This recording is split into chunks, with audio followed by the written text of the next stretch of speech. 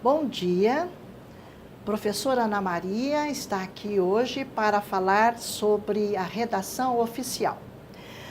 Nós temos aqui a definição de redação oficial e eu aconselho vocês todos a memorizar, porque muitas questões pedem exatamente o conceito de redação oficial.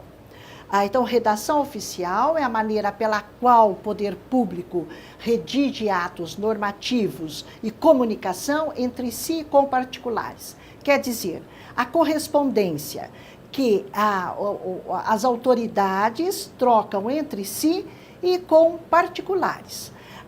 Eu aconselho a todos os concurseiros, quando forem estudar redação oficial, não se desesperarem. O conteúdo da redação oficial é um conteúdo de memorização. Não há exatamente assim o que entender. Os conceitos são o que são. As formatações, os objetivos e as finalidades de cada uma das correspondências, todas são questão de memorização. Muito bem, então nós temos aqui a redação oficial como a correspondência entre as autoridades dos órgãos públicos entre si e com particulares. Um outro aspecto que vocês devem levar em conta são as características da redação oficial. A redação oficial, ela tem 5 características que vocês devem memorizar. A primeira é a impessoalidade. Impessoalidade. Toda redação oficial, ela deve ser escrita em terceira pessoa do singular, mais a partícula C da indeterminação do sujeito. Modernamente, nós encontramos alguns atos normativos escritos em primeira pessoa do plural, nós, e muito raramente em primeira pessoa. Mas a maioria em terceira pessoa do singular, a impessoalidade.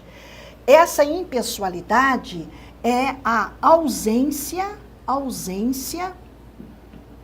de subjetividade. Nada que tiver centrado no eu, é possível. Principalmente, prestar atenção nos adjetivos valorativos, que devem ser esquecidos. O que são adjetivos valorativos? Aqueles adjetivos que dão impressão pessoal, subjetiva. Difícil, complexo, bom, ruim. Então, nós devemos evitar esse tipo de adjetivos. Outra característica, que é a correção gramatical. Imprescindível em uma correspondência oficial. E o que pensar em correspondência oficial? Eu já vou deixar aqui para vocês os itens de gramática aos quais vocês devem dar muita atenção. O primeiro é a concordância, tanto concordância verbal quanto concordância nominal. Em seguida, nós temos a regência, o uso das preposições tanto junto aos verbos quanto aos substantivos e adjetivos. Né? Então, a concordância, a regência verbal e a regência nominal. Muita atenção à gramática. Outro, colocação pronominal. Lembrar da próclise, pronominal. Colocar próclise, mesóclise, ênclise, ficar muito atento a isso. Mais um, a correspondência dos tempos verbais. Correspondência dos tempos verbais. E, por último, nós temos aqui a pontuação, acentuação e ortografia. Vocês podem estar se perguntando como isso aparece numa questão de redação oficial.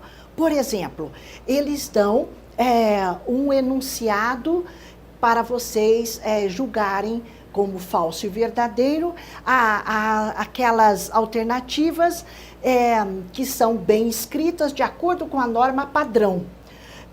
E às vezes, em uma das alternativas, eles colocam uma vírgula entre o sujeito e o predicado, então você tem que saber que não pode existir essa vírgula. Eles fazem uma concordância, o sujeito no plural e o verbo no singular, e são coisas muito sutis. E vocês, agora, cientes de que a correção gramatical é muito importante, vão fazer uma revisão da gramática para o estudo da redação oficial.